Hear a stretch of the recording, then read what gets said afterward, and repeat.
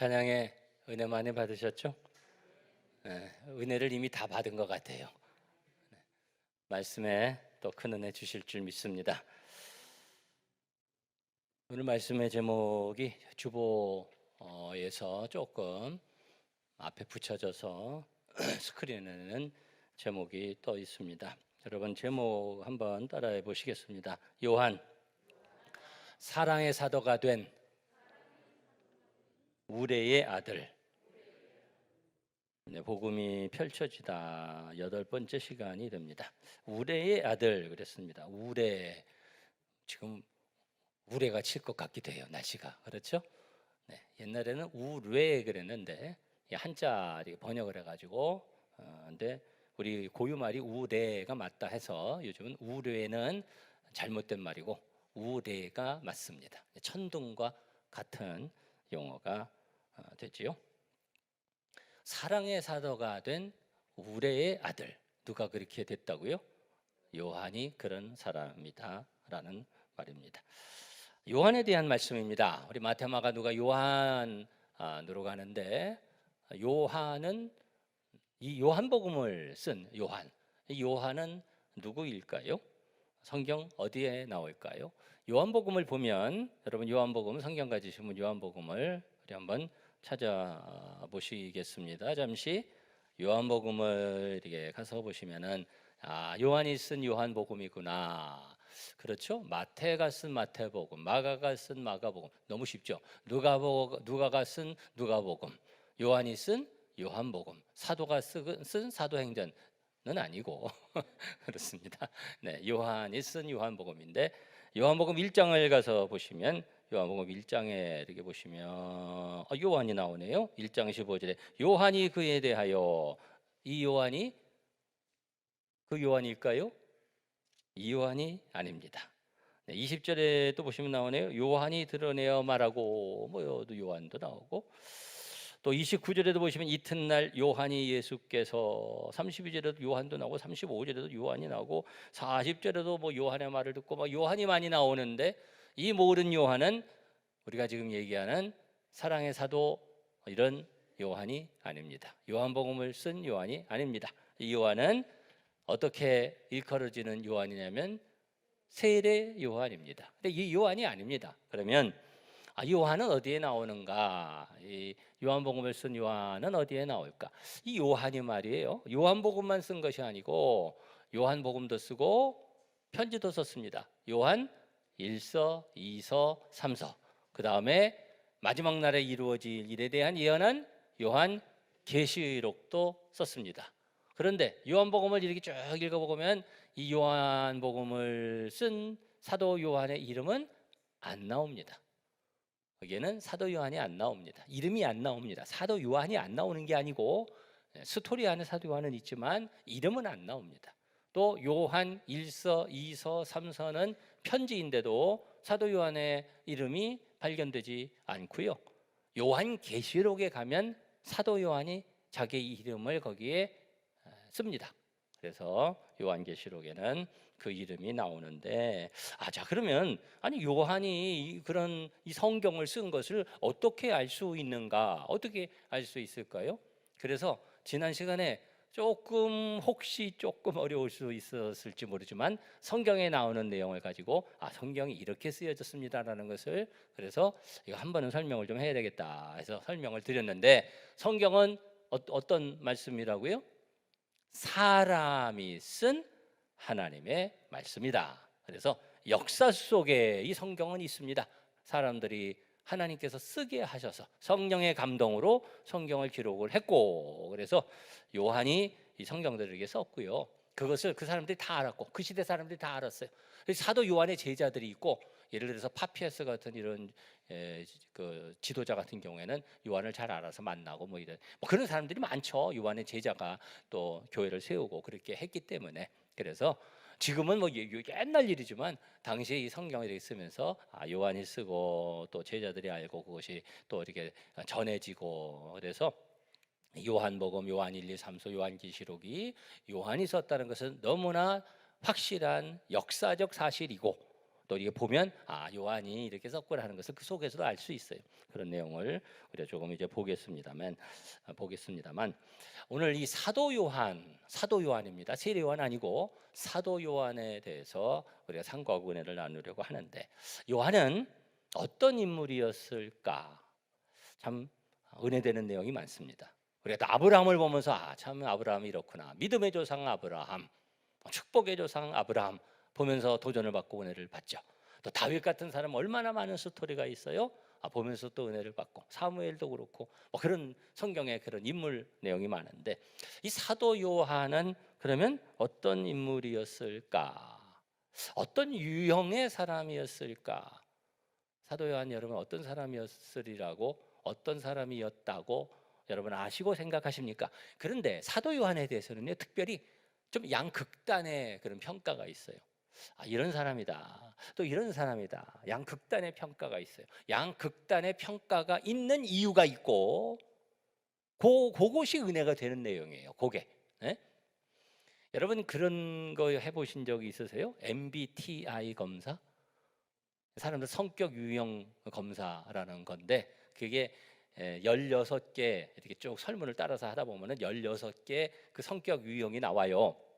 해보신 분이 있는지 모르겠는데, 젊은 사람들은 많이 하는데 저도 안 해보다가 그거 맞지도 않고 그거 시간 낭비지. 그리고 또 설문이 많다고 그래가지고 그래서 안 하다가 지지난주에 우연찮게 제가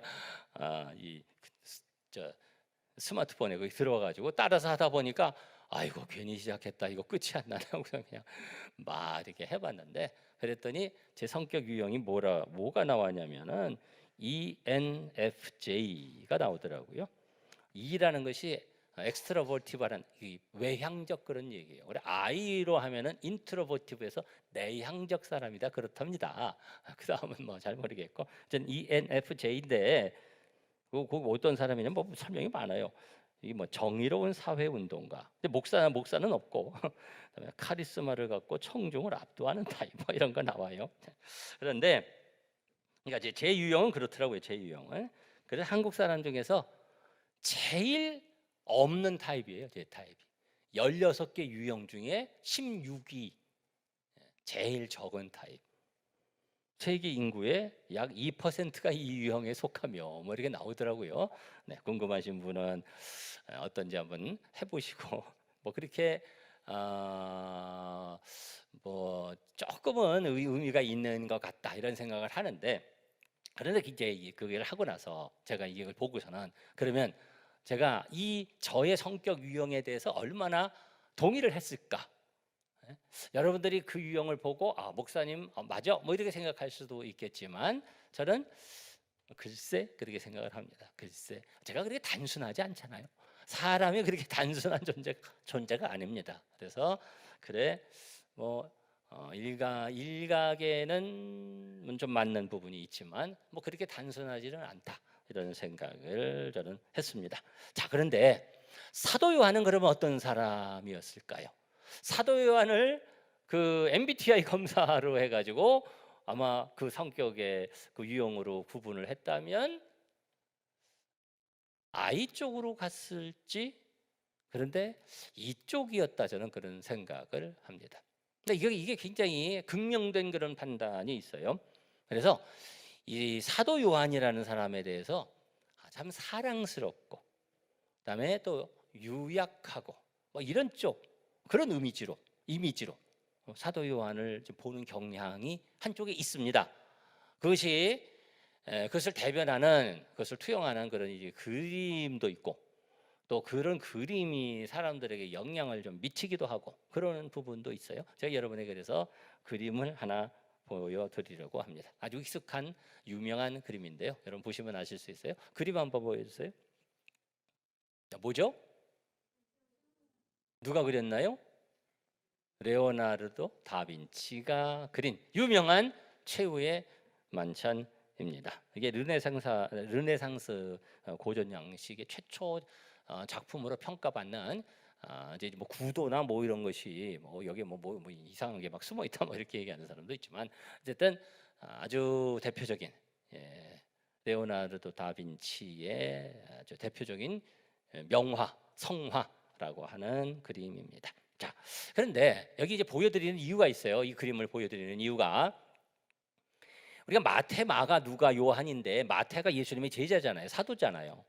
그런데 이 그림 안에서 마태라는 사람이 누가 마태인지 잘 모릅니다. 다빈치가 어떤 마태를 어디에 그렸는지 그리 확실치 않을 수가 있어요. 이 그림에서 두 사람은 확실합니다. 두 사람은, 한 사람은 누구예요? 당연히 예수님이시고 중앙에 있는 이 그림이 그래서 그런 이제 특징을 갖고 있는 건데 예수님을 중심으로 해가지고 그림이 이제 그려진 그림입니다. 자, 그런데 또 한 사람이 있는데 이 그림을 좀 일부 예배 때 이렇게 보니까 좀 멀어가지고 잘 안 보여서 좀 클로즈업 시켜서 제가 조금 좀 뽑아내는데 두 번째 그림 한번 보여주실래요? 네, 이게 가운데 이제 집중해서 그림을 뽑았는데요. 자, 여기 예수님 그림이 있고 그 옆에 한 사람, 저 이렇게 기대고 있는 저 사람이 누구? 사도 요한을 다빈치가 그린 겁니다. 자, 사도 요한을 그렸는데 사도 요한의 그림을 여러분 보시면 어떤 느낌을 받으세요? 어떤 성향의 사람 같아요? 와일드한 사람 같습니까? 여성적으로 보이죠. 네? 그래서 한편으로는 여기에 무슨 비밀이 있다. 다빈치가. 그래서 저 사람은 사도 요한이 아니라 마리아다. 뭐 이렇게 얘기하는 그런 경우도 있습니다. 네, 여러분들이 좀 낯설 수도 있지만 그 전에 댄 브라운이 다빈치 코드라는 소설을 쓰고 그리고 영화를 만들어가지고 이걸 가지고 뭐 이상한 진짜 소설을 썼어요. 네, 제가 사실은 이 부분에 굉장한 전문가인데 괜히 말하는 전문가가 아니라 제가 이제 학문을 할 때 이쪽 부분 뭐 그런 역사 이런 걸 많이 이제 공부를 했기 때문에 근데 완전히 소설을 써가지고 그래서 뭐 이게 어떻게 여기 숫자가 숨어 있고 그래서 마리아고 저저저 뭐 그런 얘기도 했습니다만 그는 전혀 허구고 혹시 여러분 그런데 조금 들어가지고 조금 갸우뚱갸우뚱 하는 분이 혹시라도 있으면 나중에 저한테 물어보시면 제가 자세히 얼마나 댄 브라운이 사기를 쳤는지 저는 사기를 쳤다고 확실히 얘기를 할 수 있습니다. 네, 그런 이제 내용인데 자 여기에서 사도 요한의 모습이 굉장히 여성적이죠. 굉장히 여성적인 모습으로 이렇게 그렸습니다.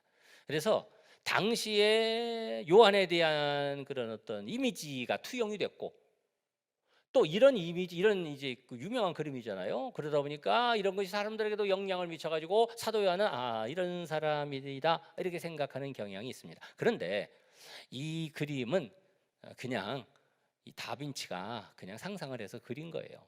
이 그림이 한 1500년 정도 1495년 1498년 요 어간에 그려진 예수님 이후 1500년 이후에 그려진 그림이고요. 이게 좀 역사적 성서적 고증이 안 된 그런 뭐 여러 가지 뭐 그런 증거들이 있는데 여러분 지금 이 그림 보시면은 이전 그림 한번 보여주실래요? 이전 그림 다시. 네, 이렇게 보는 것보다 이전 그림. 네, 이전 그림 보시면 지금 여기 하루 중에 어느 시간 같습니까? 이 그림이? 네? 뒤에 빛이 있죠? 네. 근데 예수님께서 최후의 만찬하시던 시각은 저녁입니다. 이 시간 자체가 안 맞죠.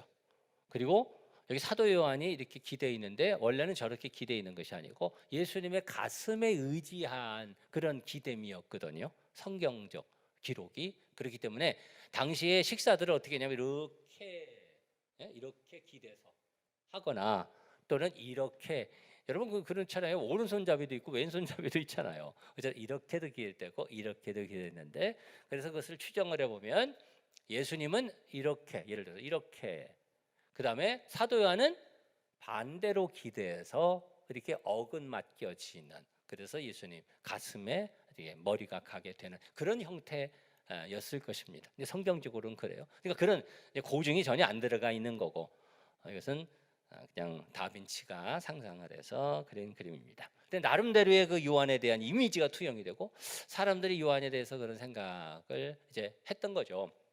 자, 그림 내려주시고 그런데 그렇게 사도 요한을 그렇게 보게 된 이유가 있죠.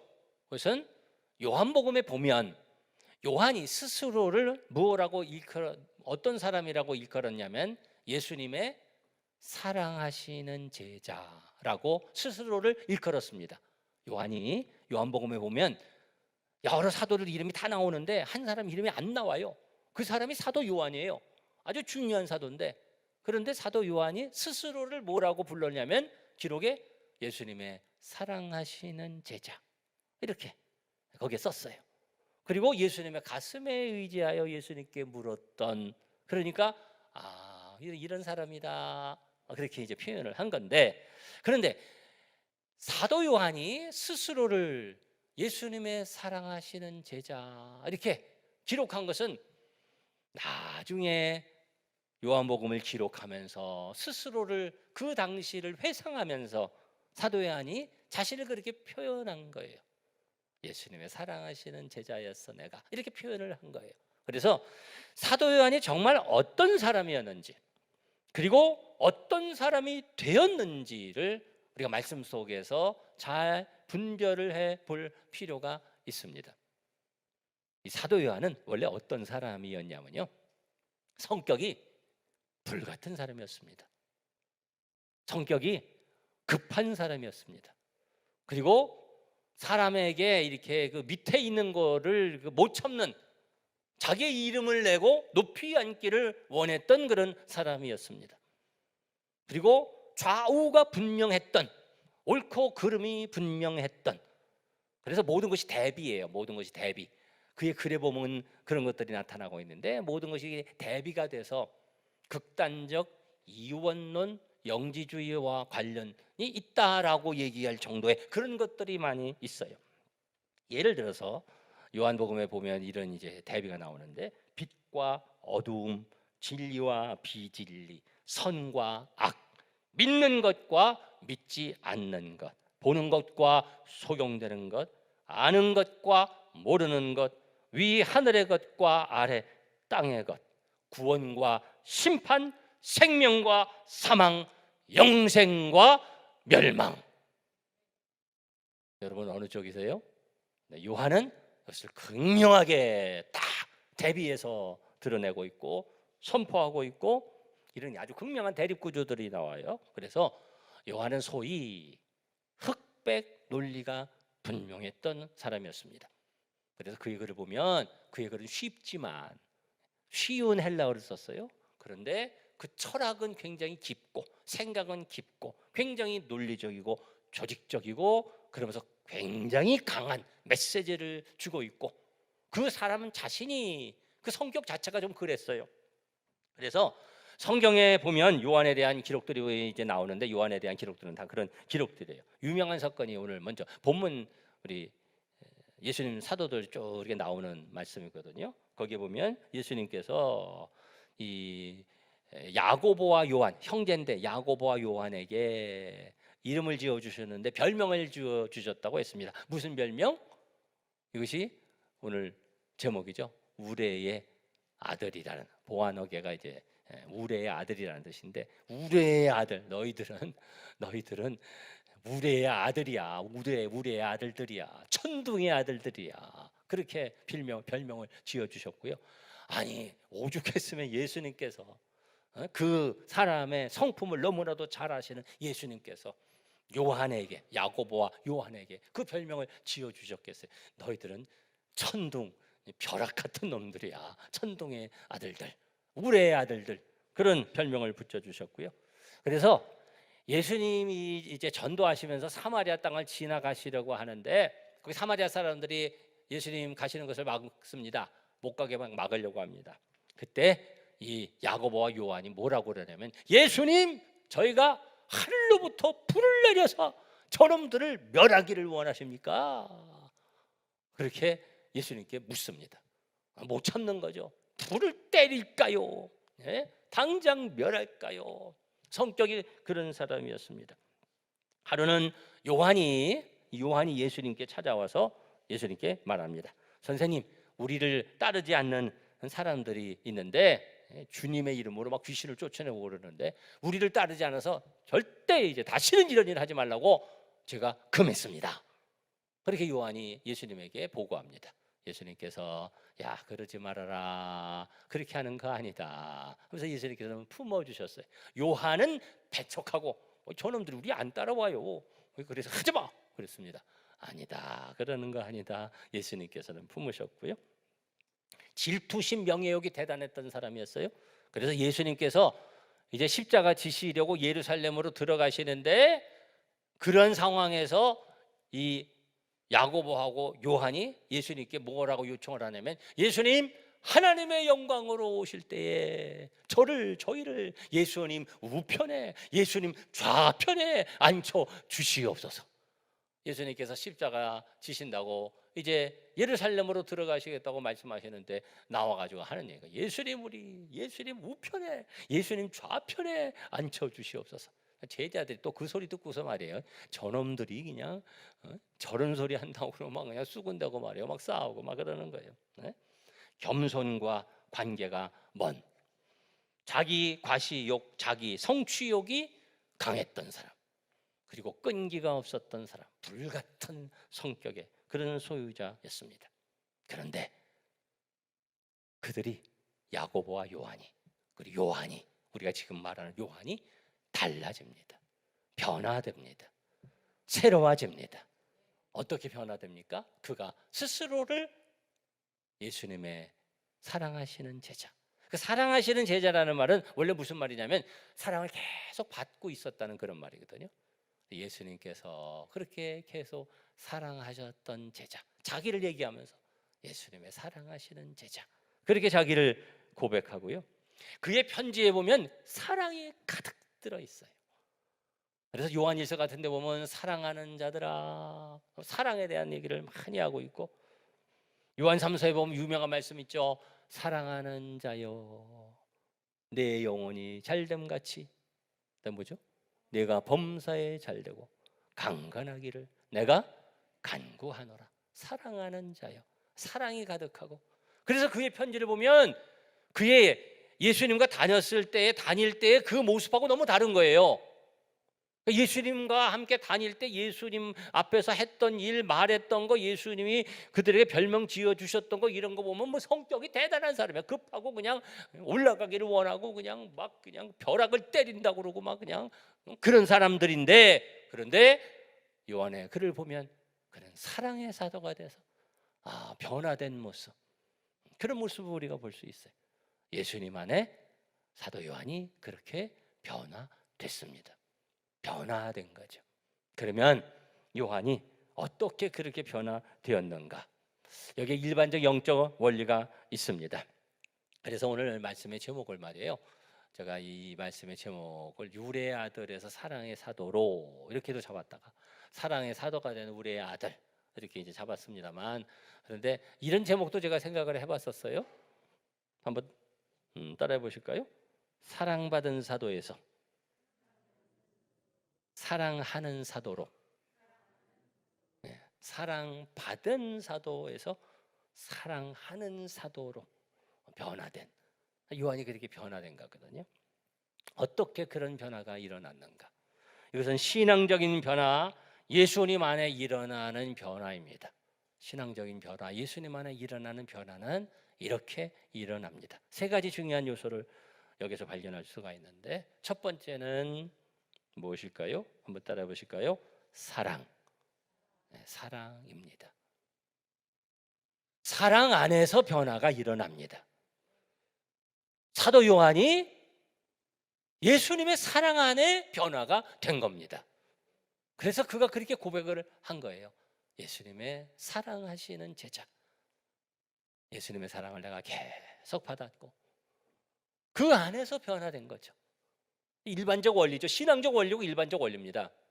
그렇죠? 아이들을 보면 사랑 많이 받은 아이의 얼굴빛과 눈빛이 다르잖아요. 사랑을 많이 못 받고 자란 아이의 얼굴빛과 눈빛이 다르죠. 여러분 예수님의 사랑을 많이 받으시기를 바랍니다. 예수님의 사랑 안에 거하시기를 축복합니다. 예수님의 사랑을 많이 받아야죠. 우리는 그것을 또 다른 표현을 하죠. 은혜를 많이 받는다 그러죠. 은혜가 충만해야죠. 여러분 은혜가 충만하시기를 축원합니다. 이 요한이 예수님의 사랑을 많이 받은 거예요. 예수님의 사랑을 많이 받으면서 거칠고 급하고 용납할 줄 모르고 배척하고 이러던 사도 요한이 변화된 거죠. 어떻게? 사랑의 사도로. 그래서 예수님의 사랑하시는 제자 그렇게 표현하고요. 요한 1서에 보면 너무 사랑에 대한 유명한 말씀들이 많아요. 요한 1서 4장 7절에 보면 여러분 많이 들어본 말씀들을 일 겁니다. 사랑하는 자들아 우리가 서로 어떻게 하자?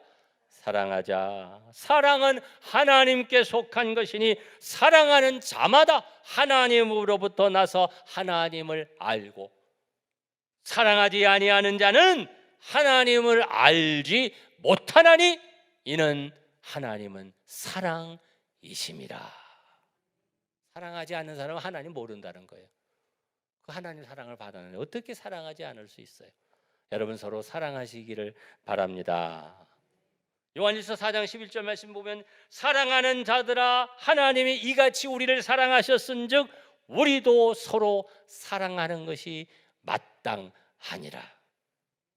또 말씀하셔요. 누구든지 하나님을 사랑하노라 하고 그 형제를 미워하면 이는 거짓말하는 자니 보는 바 그 형제를 사랑하지 아니하는 자는 보지 못하는 바 하나님을 사랑할 수 없느니라. 우리가 하나님을 사랑하고 하나님의 사랑을 충만히 받으면 사랑할 수 있게 되는 줄 믿습니다. 여러분 그렇게 사랑하시기를 바랍니다. 그리고 그 사랑은요, 그 사랑은 하나님의 사랑이고요, 하나님의 사랑을 많이 받는 거고, 그 사랑은요 편협한 사랑이 아니에요. 네? 한쪽으로 치우친 사랑도 아니고 누구만 사랑하는 사랑도 아니고 끼리끼리의 사랑이 아니라 그 사랑은 깊이 사랑하고 넓게 사랑하는 그런 사랑이고 그 사랑을 위해서 고민하고 기도하고 주님께서 주시는 사랑의 은혜를 받아서 내 심령이 새로워지는 사랑이고 그 사랑으로 우리는 사랑해야 되고 사랑하게 될 줄 믿습니다. 여러분 그렇게 사랑하는 여러분 되시기를 주님의 이름으로 축원합니다. 사랑의 사도잖아요. 그래서 사도 요한이 사랑으로 변화된 거예요. 그리고 이 사도 요한이 어떻게 변화됐냐면 두 번째 요소는 말씀과 함께한 집중 양육과 훈련을 통해서 변화된 겁니다. 사랑으로 우리가 한꺼번에 확 이게 아니고 시간이 필요했다는 말이에요. 시간이. 그래서 사도 요한이 예수님과 함께 제자 양육을 받으면서 예수님께도 시간이 필요했던 거예요. 그래서 사도들과 함께 하시고 양육시키시고 훈련시키시고 특별히 요한 같은 사람은요 예수님 가까이 있었던 사람이에요. 특별히 가까이 있었던 사람. 예수님 아주 가까이 있었던 세 사람 누구죠? 베드로, 야고보, 요한. 12제자 중에 12사도들 중에서 특별히 세 사람이 예수님 아주 가까이 있었고 예수님이 특별히 가까이 두셨고 특별할 때 그 가까이 있게 하셨고 보게 하셨고 체험하게 하셨습니다.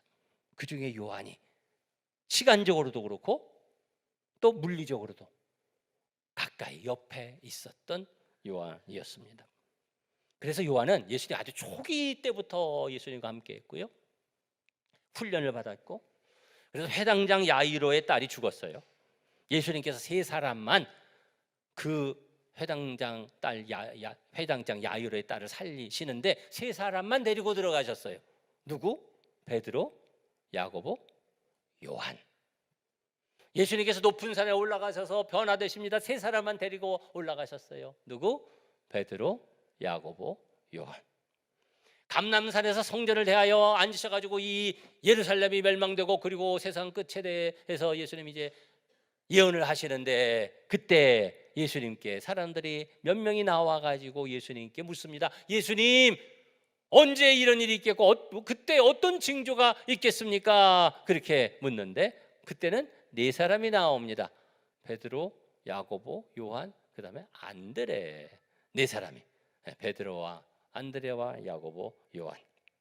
6월절 식사를 준비하십니다. 이제 최후의 만찬입니다. 우리 그림 봤던 최후의 만찬인데 최후의 만찬을 준비하는데 두 사람을 예수님께서 그 최후의 만찬을 준비하러 보내셔요. 그 둘이 누구냐면 베드로와 요한입니다. 겟세마나에서 예수님께서 간절히 기도하시죠. 그 자리에도 세 사람이 옆에 와서 예수님의 그 간절한 기도의 현장에 있게 하십니다. 보고 배우게 하십니다. 그 세 사람이 베드로, 야고보, 요한. 근데 보세요. 예수님께서 십자가 달리셨을 때 그 현장에 십자가 가까이 간 사람은 아마 남자 중에 한 명, 특히 사도 중에는 한 사람이 있었던 것 같은데 그 한 사람이 누구? 사도 요한. 그 십자가까지 그 옆에 있었던 예수님의 사랑하시는 제자 사도 요한. 그리고 부활하셔서 나중에 예수님 베드로와 대화하시는데 그 옆에까지 있었던 사람 사도 요한. 여러분 무엇을 발견하십니까?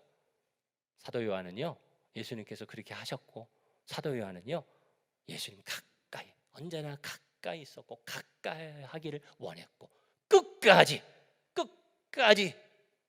가까이 한 거예요. 그래서 마지막까지 제일 오래 살았거든요. 사도 요한이 마지막까지 주님과 동행했던 사람 사도 요한. 여러분 끝까지 가까이 하시는 여러분 되시기를 바랍니다. 성경적 원리예요. 끝까지 가까이. 멀찍이 전혀 절대 안 되죠. 끝까지 가까이. 여러분 결단하시기를 바랍니다. 자, 그런데 이 두 번째 요소잖아요. 첫 번째는 뭐였어요? 첫 번째 사랑. 두 번째는 이렇게 여러분 잘 기억하시기 위해서 이렇게 개념을 좀 정리하려고 그러는데 시옷으로 해서 S로 해서 그게 좋겠다는 생각했어요. 첫 번째는 사랑, 두 번째는 따라합시다. 성경. 사랑, 성경 두 번째. 자, 그런데 또 하나가 있어요. 또 하나가 있어야 돼요. 그게 무엇일까요? 예수님께서 사랑하셨고 사랑을 많이 받았어요, 요한이. 그리고 잘 말씀 안에서 훈련받은 거예요. 네? 감정으로 끝나는 것이 아니라 말씀 안에. 여러분 말씀 안에 훈련받는 거 여러분 최선을 다하시기 바랍니다.